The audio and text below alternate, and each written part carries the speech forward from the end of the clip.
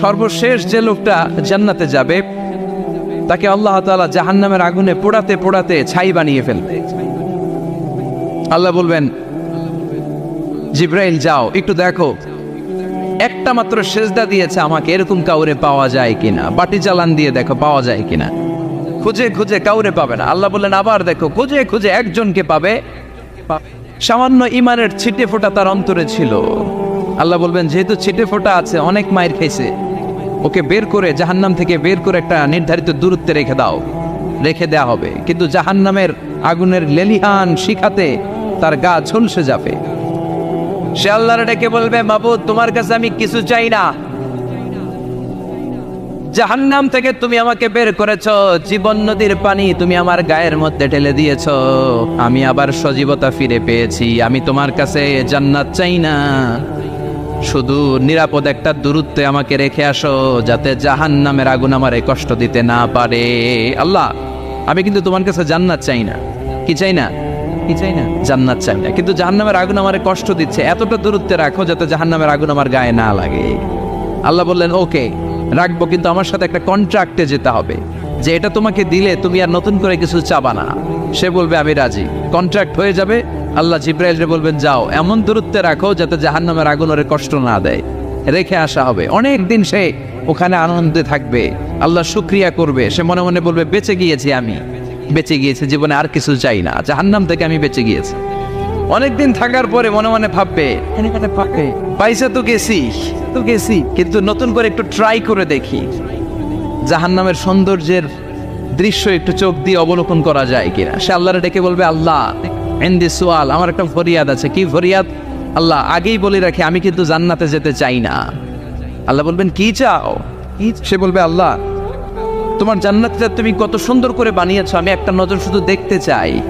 জান্নাতের দরজার সামনে নিয়ে যদি আমারে বসিয়ে রাখো, দ্যাটস ইনাফ, আর কিছু চাই না, আর কিছু, শুধু জান্নাতের দরজার সামনে। আল্লাহ বললেন, তুই না ওয়াদা করেছিস, তুই না চুক্তি করেছিস। সে বলবে, আল্লাহ আমারে হতভাগা বানাইয়া তোমার কি লাভ? সুবহানাল্লাহ পড়ে, আমারে তুমি হতভাগা বানিও না। আল্লাহ বলে, ঠিক আছে, আবার সিগনেচার কর যে জান্নাতের দরজার সামনে বসিয়ে দিলে আর কিছু চাবি না। সে সিগনেচার করে বলে, আমি চাবো না। আল্লাহ বললেন, জিব্রাইল বেচারারে ধরে জান্নাতের গেটের সামনে বসায় দে। এবার জান্নাতের গেটের সামনে বসে বসে জান্নাতের সৌন্দর্য দেখা শুরু করবে। সুবহানাল্লাহ, এমন সৌন্দর্য যেটা চোখ দিয়ে কেউ দেখে নাই, কান দিয়ে শোনে নাই। ওই সৌন্দর্য চোখে দেখে, কান দিয়ে আওয়াজ শোনে, মাগার ভোগ করতে পারে না। অন্তরে জ্বালা আছে না নাই? এয়ার কন্ডিশনের রুমে ঢুকতে না পারলেও, এয়ার কন্ডিশনের রুমের দরজার বাইরে দাঁড়ালেও এয়ার কন্ডিশনের রুমের একটা ঠান্ডা বাতাস গায়ে লাগে না? কথা বলেন তো। ও যখন জান্নাতের দরজার সামনে দাঁড়াবে, ওর গায়েও এরকম জান্নাতের ঠান্ডা বাতাসের হিমেল ছোঁয়া গাটাকে শীতল করে দিবে। ওই শীতল হয়ে যাওয়ার পরে আর তো সহ্য হবে না, আবার আল্লাহরে ডাকবে। মনে মনে ভাববে, আর একটু ট্রাই করি না, দোষ কি, আস্তে আস্তে অনেক দূর তো আগাইছি। সুবহানাল্লাহ কইবেন না? এবার আল্লাহরে বলবে, আল্লাহ ইনদি সুআল, আল্লাহ তুমি যদি কোনো বিষয়ে নতুন করে ডিসিশন নাও, তোমারে জিজ্ঞেস করার মতো কি কেউ আছে?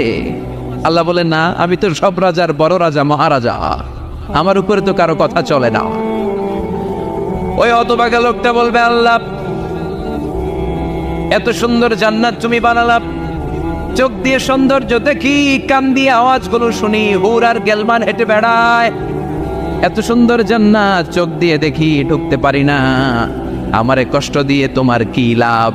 ও আল্লাহ, আমারে তুমি মাফ করে দাও, জান্নাতের চিবার মধ্যে এক কর্নারে তুমি একটু আমারে জায়গা করে দাও।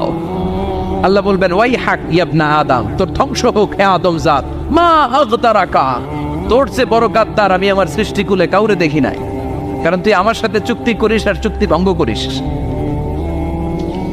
আল্লাহর রহমতের দরিয়ায় তখন জোশ খেলে যাবে, ওর আকুতি মিনতি চাহনি আল্লাহর রহমতের দরিয়ার মধ্যে জোশ লাগিয়ে দিবে। আল্লাহর দয়া হয়ে যাবে, মায়া হয়ে যাবে। আল্লাহ বলবেন, ঠিক আছে, জান্নাতে যা। লোকটা এবার এক দৌড়ে জান্নাতের ভিতরে ঢুকে যাবে। লোকটার দৌড় দেখে আবার লোকটারে আল্লাহ ডেকে বলবে, একটু দাঁড়া, একটু দাঁড়া, জান্নাত তো দিছি, তো দৌড় দিলি কেন? সুবহানাল্লাহ কইবেন না? লোকটি বলবে, আল্লাহ প্ল্যান তো আমি কম করি নাই, এত চেষ্টার ফলে আমি আসতে পারছি, আবার যদি তুমি বাইর করে দাও, এই জন্য একদম এমন চিপার মধ্যে লুকাবো যাতে তুমি আমার না দেখো। আবার আল্লাহর রহমতের দরিয়ায় জোশ খেলে যাবে, আল্লাহ কাছে ডাকবে, কাছে আয়, ও গোলাম তোর কি মনে চায় আমারে বল, আজকে তুই চাইতে থাক, আমি দিতে দিতে তোর মনের সব আশা পূরণ করে দেব। লোকটা খুশি হয়ে বলবে, আল্লাহ আমারে এটা দাও, বাড়ি দাও, গাড়ি দাও, নারী দাও, এটা দাও, ওটা দাও, একের পর এক চাইতে থাকবে, আল্লাহ সব তারে দিতে থাকবে। চাইতে চাইতে লোকটার সব চাওয়া যখন শেষ, সে বলবে আল্লাহ আর আমার চাওয়ার কিছু নাই। আল্লাহ বলেন নো, এত তাড়াতাড়ি যে তুমি খেলা শেষ করতে পারবা না মানুষ, আমার সাথে তোমার এই খেলা আরো লম্বা সময় চলতে হবে, তোমার অনেক কিছু চাইতে হবে। তুই আজকে চাইতে চাইতে তোর সব চাও আমার কাছে বলবি, আর আমি দিতে দিতে তোর জীবন ধন্য করে দেব। সে আবার চাইতে শুরু করবে, আল্লাহ এটা দাও, ওটা দাও, ওটা দাও, আল্লাহ দিতে দিতে সব দিবে। এরপরে বলবে আল্লাহ মাফও চাই, দোয়াও চাই, আর চাওয়ার কিছু নাই। আল্লাহ বলবেন তাই ঠিক আছে, তোরে আমি জান্নাতে ঢুকাই দিলাম, তবে মনে রাখিস তোর জান্নাতটা হবে সবচেয়ে ছোট জান্নাত, আর তোর জান্নাতটা হবে এই পৃথিবীর 10 গুণ। চিল্লা এখন সুবহানাল্লাহ। বুখারীর বর্ণনা, আখিরু মান দাখালাল জান্নাত, যে লোকটা সর্বশেষ অনেক মাইর খাইয়া রিমান্ডে থাকার পরে জান্নাতে ঢুকবে, তার জান্নাতটা যদি পৃথিবীর 10 গুণ হয়, তাহলে আমাদের সবাইরে ফেরদাউসে ঢুকাতে আল্লাহর কোনো সমস্যা আছে? চিল্লায় বলেন সমস্যা আছে?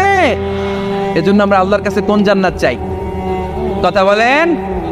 রব্বুল আলামিন বলেন, ওয়াসিকাল্লাযীনা তাকাউ রাব্বাহুম ইলাল জান্নাতি যুমারা হাত্তা ইযা জাউহা ওয়া ফুতিহাত আবওয়াবুহা ওয়া ক্বালা লাহুম খাজানাতুহা সালামুন আলাইকুম তিবতুম ফাদখুলুহা খালিদিন। সুবহানাল্লাহ পড়েন। আমরা এবার জান্নাতে ঢুকবো। সব জান্নাতীদেরকে নিয়ে আল্লাহ তাআলা বলবেন, ও ফেরেশতারা, আমার জান্নাতীদেরকে তোমরা ওয়েল রিসেপশন দিয়ে, রেড কার্পেট রিসেপশন, লাল গালিচার সংবর্ধনা দিয়ে জান্নাতে নিয়ে যাও। ফেরেশতারা পেছন থেকে আল্লাহকে যারা ভয় করে জান্নাতের উপযুক্ত হয়েছে সবাইকে নিয়ে জান্নাতে ছুটবে। ওমিয়া, কোনো প্রোগ্রামে যদি মন্ত্রী আসে, মেম্বার অফ দ্য পার্লামেন্ট আসে, কিংবা প্রধানমন্ত্রী আসে, ওনার শুভাগমন উপলক্ষে আমরা অনেকগুলো ওয়েলকামিং রিসেপশন গেট বানাই না? কথা বলেন। সুজানগরে বোধহয় বানায় টানায়